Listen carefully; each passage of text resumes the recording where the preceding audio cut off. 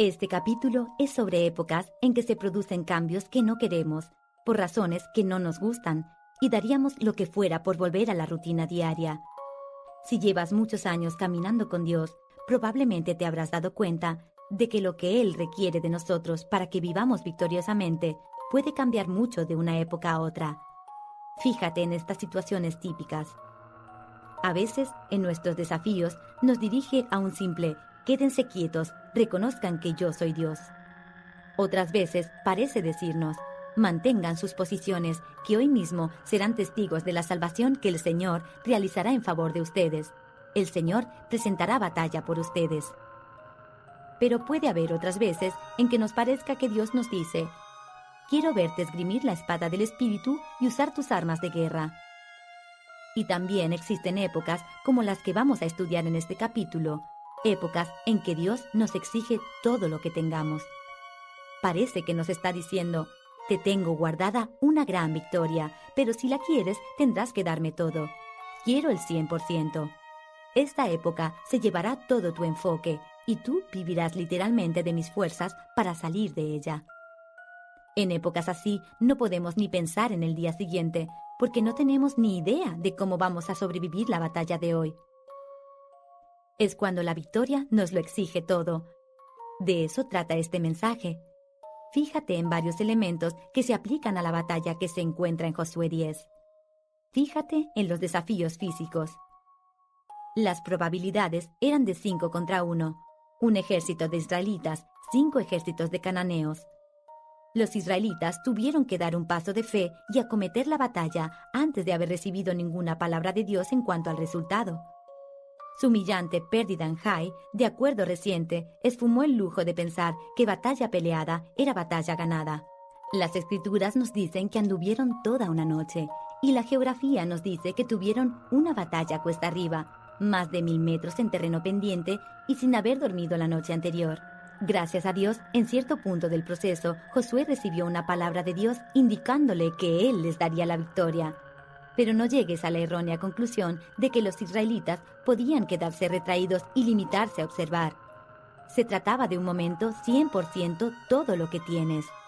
Dios les otorgó una victoria increíble, pero me atrevería a sugerir que en el proceso les exigió toda la energía que tenían, toda su cooperación. Los vencedores se empaparon en sudor en ese campo de batalla y lograron la victoria con un olor corporal fuerte. Me atrevería a sugerir que algunos de los esfuerzos de más aventura que tú vayas a tener con Dios puede que sean demasiado difíciles para disfrutarlos en el momento, y cuando llegue la hora de la fiesta, a lo mejor hueles demasiado mal como para ir. Y como si los desafíos físicos no fueran suficientes, fíjate en los desafíos psicológicos. Si lees el relato con atención, te darás cuenta de que los gabaonitas fueron quienes metieron a Josué y a los israelitas en esta batalla. El trasfondo de la asociación es clave para comprender bien la dureza mental de la batalla. En Josué 9 vemos que los gabaonitas engañaron a los israelitas y los llevaron a hacer un tratado de paz con ellos. El pueblo de Dios tenía prohibido pactar con los pueblos cananeos vecinos, así que los gabaonitas se disfrazaron ellos y sus provisiones para que pareciera que venían de lejos. Como todo parecía legítimo, los israelitas no se molestaron en preguntarle al Señor. Josué 9:14. En vez de eso, siguieron adelante con el tratado. Resulta interesante constatar que los israelitas no le consultaron al Señor, pero sí que invocaron su nombre cuando hicieron un juramento apresurado con los gabaonitas. Josué 9:18. Al hacerlo, se ligaron permanentemente con ellos. Piensa en todas las oportunidades que tenían los israelitas de perder psicológicamente esta batalla. Podrían haber estado preocupados por lo menos con 3 negativas. ¡Qué injusto era! No sé si alguna vez has librado una batalla especialmente difícil y que tú no provocaste. Hay un buen número de situaciones que pueden surgir que ni tú ni yo causamos y sin embargo nos vemos obligados a tratar con ellas a largo plazo y a marchas forzadas. Podemos invertir tanta energía quejándonos ante la injusticia de nuestra situación que ya no nos queda nada que invertir en la verdadera lucha. ¿De quién era la culpa? Este desafío psicológico va un paso más allá que la injusticia porque ofrece el elemento de culpa. ¿Alguna vez has terminado peleando la batalla de tu vida, batalla en la que te metió otra persona? Cuando los israelitas caminaban con dificultad en ese terreno empinado, faltos de sueño, y luchaban hasta que las manos se les pegaron a la espada, ¿no crees que se les ocurriría pensar: los gabaonitas nos han engañado, esta batalla es culpa suya, que la paguen ellos? El juego de la culpa tiene pocos competidores. También podrían haber contemplado su propio reflejo en un charco y haber pensado: ¡qué estúpidos eran! ¿No crees que los israelitas se podrían haber arrojado desde el Gilgal al mar muerto por su falta de discernimiento y por no haberle preguntado al Señor? ¿A que tú y yo hemos hecho lo mismo? ¿Qué pasa cuando tú tienes a alguien a quien echarle la culpa y ese alguien eres tú? Todas estas predisposiciones son invitaciones escritas a que la amargura se grabe en un corazón endurecido. La especialidad de Satanás es el armamento psicológico. Si consigue que nos volvamos contra Dios, no es justo; contra otros, es culpa suya; o contra nosotros mismos, qué estúpido soy, no nos volveremos hacia Él. Josué 10:10 nos dice que Dios le permitió a Israel derrotar los 5 reinos en una tremenda derrota en Gabaón. Querido amigo, Dios no quiere simplemente que nos defendamos en épocas duras de batalla, sino que también quiere que hiramos el reino de la oscuridad. Tenemos que librar una batalla, y Dios quiere que mellemos las mismísimas puertas del infierno. Hace falta energía para pelear la buena batalla de la fe, y también para la autocompasión, el enojo, la falta de perdón y para odiarse a uno mismo. Solamente Dios nos puede dar la dosis diaria de gracia para no amargarnos en una batalla a largo plazo. Hebreos 12:15. Satanás hará todo lo que esté en su mano para impedir que recibamos la gracia que extiende Dios. Uno de sus acercamientos principales es tratar de convencernos de que Dios nos retiene su ayuda después del hecho, si no se la pedimos antes del hecho. Quiere que creamos que Dios está sentado en su trono, bufando. Tú te metiste solito en este lío, sácate tú mismo de ahí. Querido amigo, te aseguro de que algunas de las cosas más asombrosas que Dios ha hecho por mí han resultado de las cosas más horribles que yo me he hecho a mí misma. Sean cuales sean las circunstancias que nos llevaron a nuestras batallas más feroces, sean culpa de alguna otra persona, culpa nuestra, fruto de la injusticia de la vida, tener a Dios como Padre nos garantiza esta esperanza. Un montaje perfecto para una derrota catastrófica también es un montaje perfecto para una victoria milagrosa. No importa cómo nos hayamos metido en un lío, lo único que tenemos que hacer es seguir creyendo que Dios es quien Él dice ser. Dios puede hacer lo que Él dice que puede hacer. Yo soy quien Dios dice que soy. Todo lo puedo en Cristo. La palabra de Dios está viva y activa en mí. Quienes decidan preocuparse de creer a Dios por encima de sus propias emociones negativas, descubrirán más tarde o más temprano lo que descubrió Josué. A Dios le encantan las oraciones grandes. Dios se gloría en oraciones grandes de gente con un gran Dios, no con un gran ego. Josué entendió que la razón de ser de todas las victorias en la tierra prometida era la fama de un único Dios verdadero ante los politeístas cananeos. Después del desastre de Jai y de perspectivas de derrota, le pidió a Dios: ¿qué será de tu gran prestigio? Josué 7:9.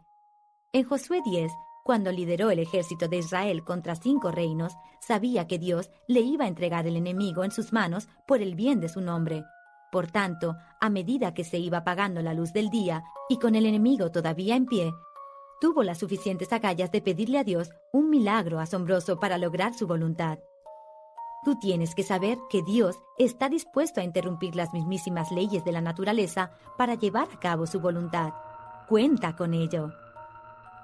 Dios le puede decir sí al núcleo de nuestra oración, pero sin decirle sí a la petición de nuestra oración. Dios siempre honra las grandes oraciones provenientes de un ego pequeño con un Dios grande.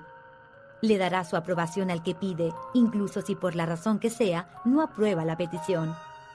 Como ya afirmé al principio de este libro, creo que la fe siempre le agrada a Dios, incluso si induce a una petición fuera de lugar. Con Josué no solo descubriremos que a Dios le encantan las grandes oraciones, descubriremos que cuando Dios exige el 100%, quizá nos devuelva 100 veces más.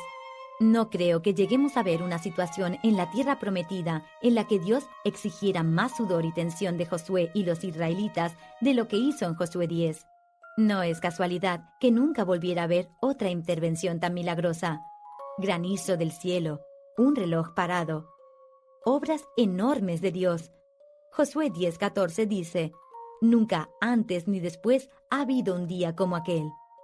Querido amigo, cuando Dios exige mucho, Él hará aún más. Dios es fiel. Tú nunca llegarás a invertir más en Él que Él en ti. Una cosa más cuando la victoria te exige todo. A veces Dios exige tanto de nosotros simplemente para que podamos disfrutar el estímulo sin par de compartir el triunfo divino. Nunca había habido un día así. Y no se lo habrían perdido por nada del mundo. Dios tiene tantas cosas para ti, querido amigo. Y sí, habrá épocas en que te exigirá tanto que te parecerá no poder soportarlo. Tienes que tomar una decisión. No tienes por qué hacerlo a su manera. El coste es considerable. Pero te prometo una cosa. No hay nada tan alto como el Altísimo. No te lo pierdas por nada del mundo. Aplaudan, pueblos todos, aclamen a Dios con gritos de alegría. Cuán imponente es el Señor Altísimo, el gran Rey de toda la tierra. Dios le dio tanta prioridad al hecho de creerle a Él que parece imposible anteponer ciertas prácticas de fe a otras. Pero para el apóstol Pablo, bajo la inspiración del Espíritu Santo, una práctica de fe estaba en la cima. Escribió: lo que vale es la fe que actúa mediante el amor. Gálatas 5:6. Al principio de nuestro viaje, comentamos que la fe es la invitación favorita de Dios a hacer posible lo imposible. Él se glorifica grandemente cuando a todos se nos permite hacer algo, lo que somos incapaces de hacer. No se me ocurre nada que vaya más allá de nuestras capacidades que amar a quien no queremos amar y amar a quien ni siquiera nos gusta. Si colocamos 2 de Corintios 5:7, que dice que vivimos por fe, no por vista, junto a Gálatas 5:6, creo que podemos encontrar dos desafíos para la vida que, si los aceptamos, nos catapultan a un sendero infinitamente más alto que el estado intermedio de mediocridad de este mundo. Vivimos por fe, amamos por fe. Aunque a lo largo de todo el Nuevo Testamento se nos llama repetidamente a amar, Efesios 5:1-2 es donde mejor se presenta como estilo de vida. Por tanto, imiten a Dios como hijos muy amados y lleven una vida de amor, así como Cristo nos amó y se entregó por nosotros como ofrenda y sacrificio fragante para Dios. No solo se nos ha llamado a vivir un amor sacrificado, sino que en ciertas situaciones quizá también tengamos que emplear indecibles esfuerzos y sacrificios durante años, si es que no por el resto de nuestras vidas, sin ver aparentemente ningún fruto. Dios nos ha llamado a amar incluso cuando no queremos hacerlo, no tenemos ganas, no obtenemos nada obvio a cambio. Ellos no se lo merecen, ellos no son dignos, ni siquiera lo saben. No va a cambiar nada. Dios no nos llama a sacrificar nuestra cordura, nos llama a sacrificar nuestro egoísmo. Si los límites no están claros, el único consejo que te puedo dar es que busques consejería cristiana y fiable, igual que lo hice yo. El amor ágape no se ejerce solo cuando a uno le entran ganas. Se ejerce cuando decidimos extender el amor de Dios, que con frecuencia es un sacrificio, como acto de nuestra voluntad. A veces, nuestra única motivación es obedecerlo. Si estamos dispuestos a eso, se nos dice sucintamente en 1 de Corintios 13:8 que el amor jamás se extingue. Lo que la palabra extinguirse refleja es algo que se cae al suelo y por tanto deja de tener efecto. Ahora entiendo mejor el concepto y por eso me atrevo a hacerte una osada promesa bíblica. Querido amigo, si tú amas de verdad, con las dificultades y sacrificios que eso conlleva, Dios se da cuenta, aunque nadie más lo haga. Nunca se cae al suelo. Nunca, ni una sola vez. Jamás. Según el libro de la verdad, somos incapaces de amar por nada, en el nombre de Jesús y por el bien de su legado y sacrificio. El amor no se extingue en absoluto. Cada uno de nosotros tiene que decidir si va a creerle a la palabra de Dios o a sus propios ojos y emociones. Aquí es donde entra en escena el amor por fe. Tenemos que saber que todos los esfuerzos de amar de forma sacrificada nunca se extinguen, ni dejan de obtener la atención prioritaria de Dios. Marcos 12, 28 al 30. Ser recompensados al final de forma segura. Ejercer un profundo efecto, bien en la otra persona, en las circunstancias o en nosotros.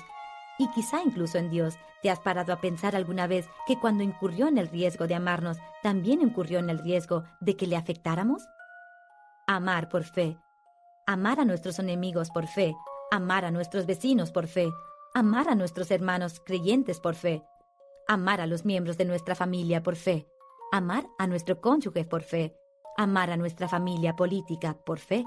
Amar a un adolescente rebelde por fe. Amar a quien nos ha traicionado por fe. Amar a un padre o a una madre malhumorados y amargados por fe. Amar por fe, no solo por sentimientos. El amor no es un don del Espíritu, pues si fuera así, todos podríamos decir que no tenemos esa unción concreta. No, el amor es un llamamiento supremo y prioritario, el fruto del Espíritu de Cristo dentro de nosotros que sale a flote cuando estamos llenos de Él, rendidos a su autoridad. Gálatas 5, 22 al 23, Efesios 5, 18. La razón principal por la que amar nos resulta tan doloroso, agravante y estéril es porque tratamos una y otra vez de amar con los pequeños y lastimosos recursos de nuestro propio depósito emocional. Romanos 5:5 es un versículo que está pidiendo a gritos ser escrito en una tarjetita. Y esta esperanza no nos defrauda, porque Dios ha derramado su amor en nuestro corazón por el Espíritu Santo que nos ha dado. Vivir según el amor ágape es un compromiso diario de la voluntad de desalojar las premisas del corazón, con sus propios afectos preferenciales y convertir sus cámaras en una cantina nueva para el líquido amor de Dios. Sí, sigue siendo un desafío, pero ya no es el sueño imposible. Vivimos por fe, amamos por fe. La fe y el amor son compañeros inseparables que le ofrecen su hospitalidad a la esperanza. Si perdemos nuestra fe para amar, perdemos la energía para amar. Y después perdemos nuestra esperanza. Querido amigo, cuando todo se haya dicho y hecho, vivir es para amar. Ahora pues, permanecen estas tres virtudes, la fe, la esperanza y el amor. Pero la más excelente de ellas es el amor. Esta es nuestra esperanza diaria, la fe que se expresa a sí misma por medio del amor. A veces, las consecuencias son interesantes. Amar a la gente significa querer lo mejor para ella. Naturalmente, con frecuencia, vemos lo que es mejor para otros por medio del limitado filtro de la vida terrenal. Tú y yo conocemos lo que es orar duramente para que ciertas personas sean sanadas de enfermedades físicas. Una cosa se desata en la tierra, la otra se desata en el cielo. También hemos orado por gente que lucha por llegar a fin de mes. Uno encuentra trabajo, a veces otra pierde su casa. Hay gente que razona que Dios hace lo que quiere y que nuestras oraciones no significan nada. Pero la verdad de la palabra de Dios difiere totalmente. Las oraciones llenas de fe de quienes buscan un caminar santificado con Jesucristo son poderosas y efectivas. Santiago 5:16. Entonces, ¿por qué Dios a veces trae resultados tan diferentes de oraciones realizadas con la misma profundidad y fe? No lo sabemos. No se supone que lo sepamos. Y no somos responsables de quién sí lo es. No somos Dios, somos sus hijos. Por muy profundamente que deseemos amar y ayudar a la gente, tenemos que tener cuidado de no permitir que nos hagan sentirnos responsables de conseguir algo de Dios o de explicar sus misteriosas acciones. Los primeros discípulos de Jesús seguramente se vieron en esa posición muchas veces. Ellos vivieron y amaron por fe, pero recuerda que tampoco obtuvieron todo lo que pidieron. Yo creo que Dios piensa que el corazón y la mente de los mortales no pueden manejar éxitos constantes ni siquiera en términos espirituales. Aunque también recibieron respuestas negativas que no entendían, los discípulos continuaron el resto de sus días viviendo por fe y amando por fe. Seamos lo suficientemente sabios para recordarnos unos a otros que no olvidemos nunca quiénes somos y que no olvidemos nunca quiénes no somos. No somos Dios. Deja de intentarlo. Y deja de pedirles a otros que lo intenten. Tenemos que ser vasijas de su amor, no ser Dios mismo. Nuestra parte es creerle a Dios. Su parte es ser Dios y hacer lo que sea mejor a fin de cuentas y eternamente. Solo Él conoce el objetivo definitivo al que alinea todo acto divino en favor de sus hijos. Todos son realmente amados. Todos han sido planeados con mucho cuidado. Dios nunca se cruza de brazos. Al amar a otros activamente y arriesgarnos a orar grandes oraciones por ellos, cuando se nos da aquello que hemos pedido, que ni se nos ocurra atribuirnos el mérito. Si llegamos a participar en un milagro, evitemos que otros se maravillen de nosotros o nos admiren. Si nos atribuimos el mérito cuando se nos da lo que pedimos, no solo estaremos ofendiendo a Dios y engañando a su pueblo, sino que también nos pondremos en situación de ser considerados responsables cuando no se nos da lo que pedimos. Por fe, sigue viviendo, sigue arriesgando y sigue amando.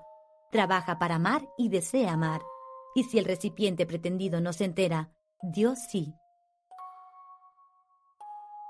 Hemos llegado al lugar de nuestro camino de fe en que nuestros pasos se separan. Todas las semanas en mi iglesia nos despedimos para nuestros distintos caminos de fe con una bendición musical. Mientras tú y yo caminábamos por las páginas de este viaje de fe, me danzaban en la mente las notas de una canción que canta el incomparable Rick Mullins. Creo que resulta bastante apropiada como bendición final para nosotros, así que voy a celebrar la letra contigo. Creo en Dios Padre, poderoso hacedor del cielo y hacedor de la tierra, y en Jesucristo, su único Hijo nuestro Señor, que fue concebido por el Espíritu Santo, nacido de la Virgen María, padeció bajo Poncio Pilatos, fue crucificado, muerto y enterrado, y creo que lo que creo es lo que me hace lo que soy. Yo no lo hice, ni ello me está haciendo a mí. Es la pura verdad de Dios, y no invención humana.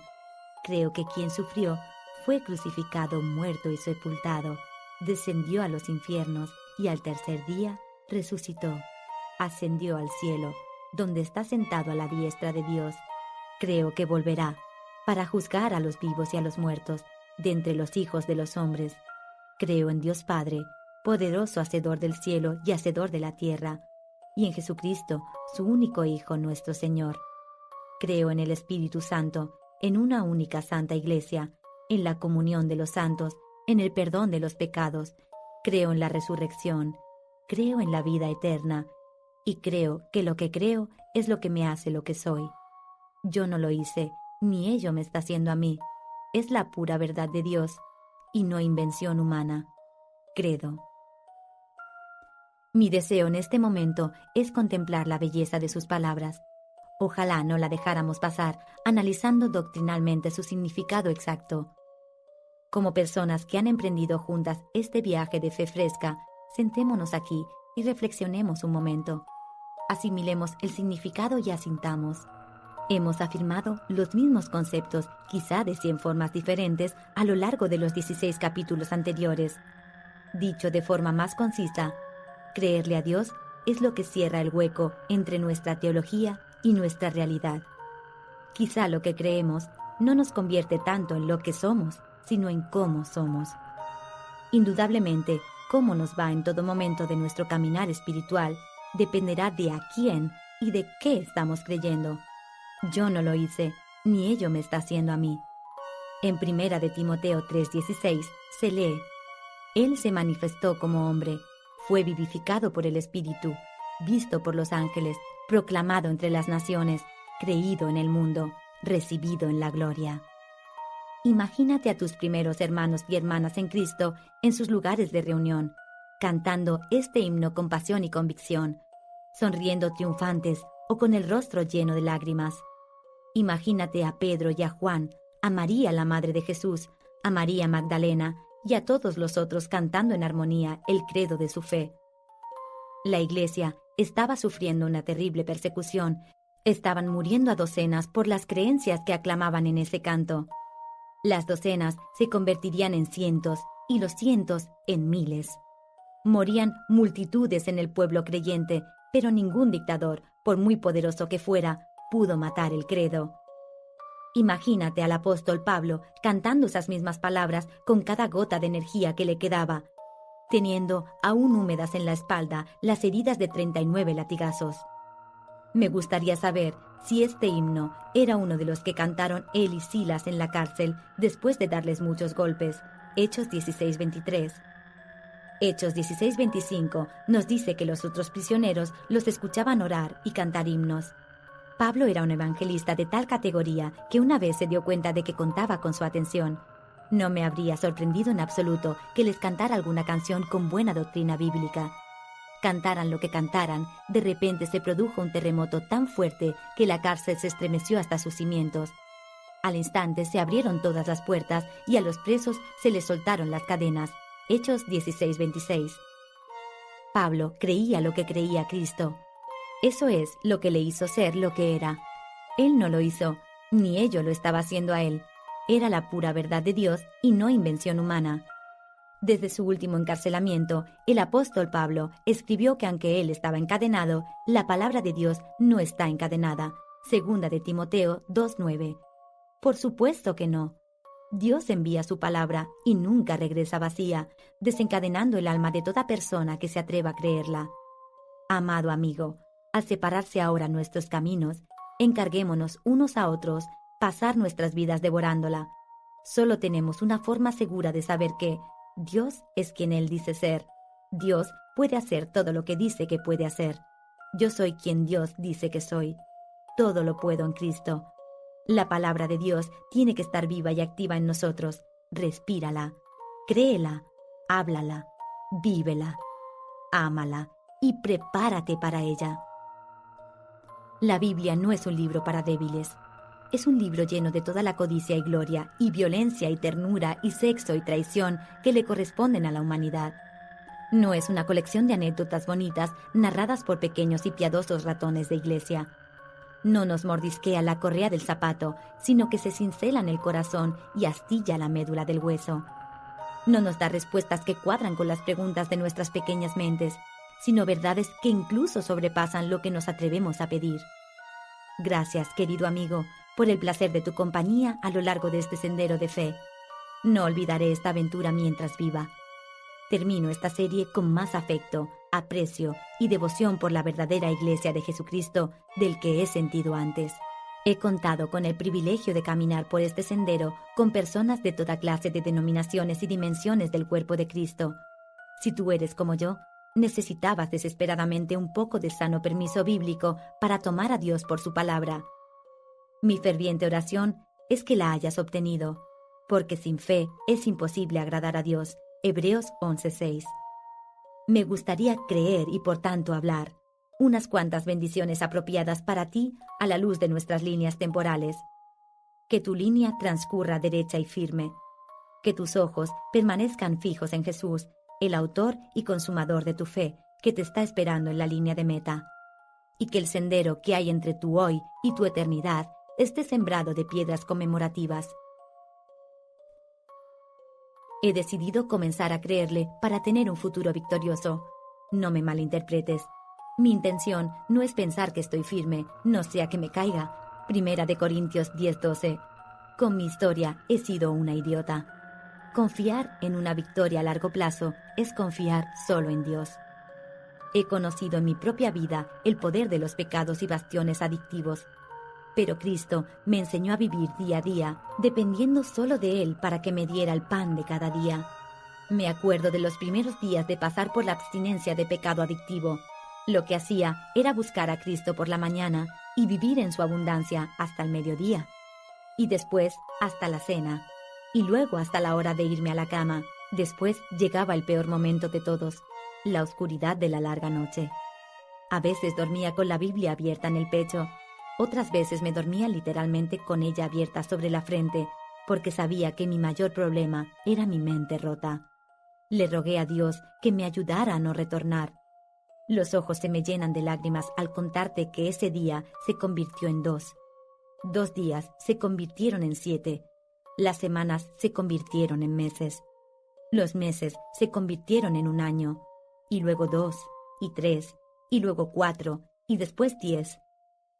Soy una mujer con una naturaleza humana bastante propensa a pecar, pero llevo mucho tiempo sin vivir de esa antigua naturaleza tan poderosa.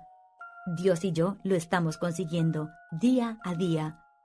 No sabes cómo oro para no volver a mirar la vida desde el fondo del hoyo, pero lo único que sé seguro es esto: el Señor no ha dejado de ayudarnos. Terminamos este libro con una invitación a comenzar de nuevo. Hoy es un día de hacer un nuevo compromiso. Regresa a esa línea cronológica y mira el último punto en negrita sobre la línea que representa tu ahora. Ya le has puesto la fecha del mes y año actual. En algún espacio que haya al lado, añade la etiqueta adicional de Piedra Ebenezer. Quiero que te imagines que tomas una piedra de verdad del suelo que haya ahora bajo tus pies, la levantes en alto y proclames: el Señor no ha dejado de ayudarme. Y te seguirá ayudando mañana, pasado mañana y el otro. Si tropiezas y caes en la falta de fe, clama a Dios, busca a tu alrededor y toma otra piedra Ebenezer. Ponte en pie y comienza a caminar de nuevo. No te olvides nunca que la victoria a largo plazo se da de día en día. Por último, quiero que añadas otra etiqueta muy apropiada a los puntos suspensivos que hay al final de tu línea cronológica. Te explico. A Hebreos 11 se le conoce popularmente como el pabellón de fe. Es el testimonio de Dios de una fidelidad de carne y sangre. Si le echas un vistazo, verás que todos los segmentos siguen un mismo modelo. Por la fe Abel, Hebreos 11:4, por la fe Enoc, Hebreos 11:5, por la fe Noé, Hebreos 11:7, por la fe Abraham, Hebreos 11:8, por la fe Isaac, Hebreos 11:20, por la fe Jacob, Hebreos 11:21, por la fe José, Hebreos 11:22, por la fe Moisés, Hebreos 11:23, por la fe Rahab, Hebreos 11:31, Gedeón, Barak, Sansón, Jefté, David, Samuel y los profetas, además de incontables más implícitos en Hebreos 11, todos vivieron sus vidas por fe, logrando evidencias de muchas promesas. Hebreos 11:33, sin que ninguno de ellos recibiera todas las promesas durante su vida terrenal. ¿Por qué? Esto sucedió para que ellos no llegaran a la meta sin nosotros, pues Dios nos había preparado algo mejor.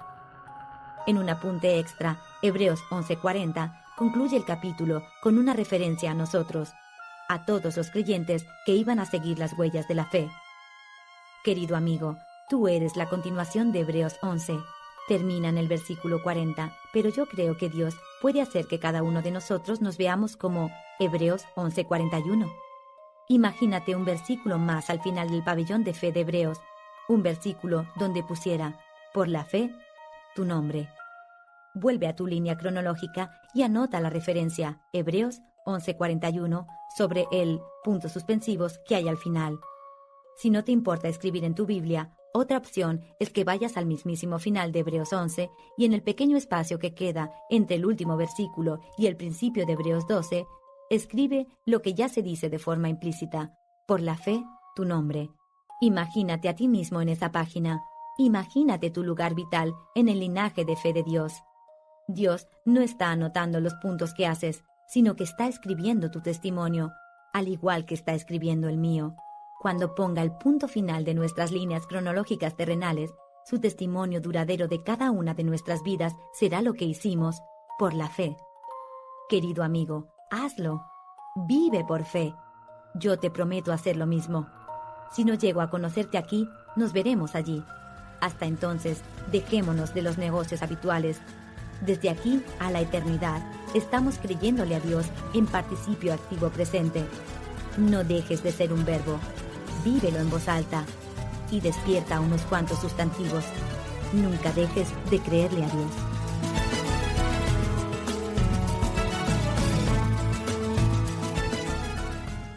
Si te gustó el video, deja tu like, puedes disfrutar de más devocionales o echarle un vistazo a los videos con testimonios. Subimos audiolibros, películas y más recursos, todo con el objetivo de que más gente conozca y disfrute la comunicación con Dios.